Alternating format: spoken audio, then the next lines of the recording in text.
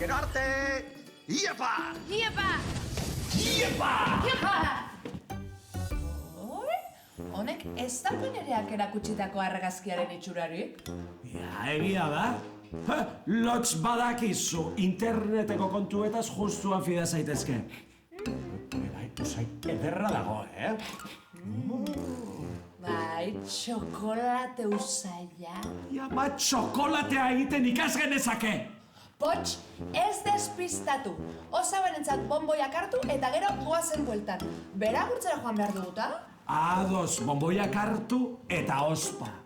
Nolake bonboiak hartu eta ospa, zer gori? Oi, apa? Egunon, Anton naiz, oinetiko txokolaterua.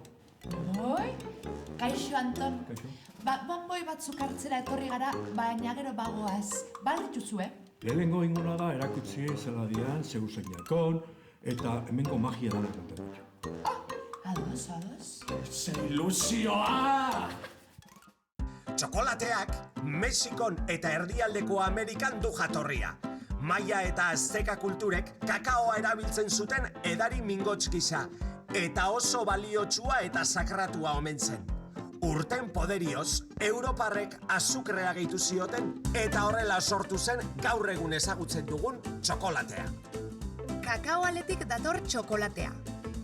Txigortu eta azalak entzen zaio lehen da bizi kakaoaleari. Eta ondoren, xeatu egiten da prentxatu ahal izateko.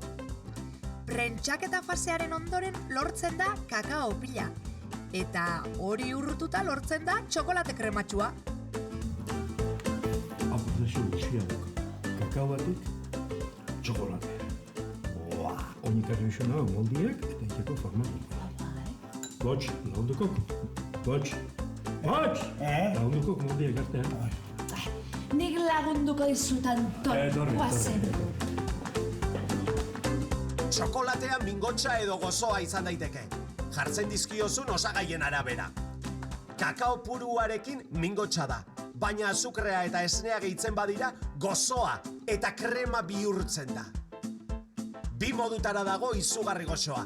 Hori bai, kontuz gehiegi ez jatearekin. Bestela sabela lehertuko zaizu. Buah! Hau beteka da. Ezen izan diot gogoari eutxi.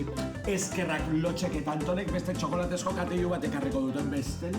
Pots, txokolatea jaten aritu zara? Ni? Ez. Eta hoan duzun txokolate arrastori? Ze arrasto? Ederra egin duzu, eta nola egingo ditugu orain bonboiak? Baina, etzarete txokolate gehiagoren bila joan? Ez, bonboiak egiteko moldearen bila joan gara, baina zu txoro moduan zeuden txokolateari begirata ez gaituzu entzun ere egin. Barkatu. Gu ekarri zu bonboiak ajadat. Iruste duke azte egitik duta, horren, misa. Vale? Eskerrak, Anton, mila esker. Eta zu, garbitu buturrak eta goazen osabazain ezaingo duguta. Anton, eskerrik asko guztiagatik, Txokolatea oso natzegoen, Agur! Agur! Lotz, txokolatea jatera bizala. Noski, ez zara bazu izango txokolateaz gozatzen duen bakarra, ez da? Hartu dezaket. Bueno, bai, baina bakarra, gainontzekoak osaberentza dira. Ados! Eta orain azkar, ate magiko itxi aurretik, guazen. Bai. Guazen! Iepa!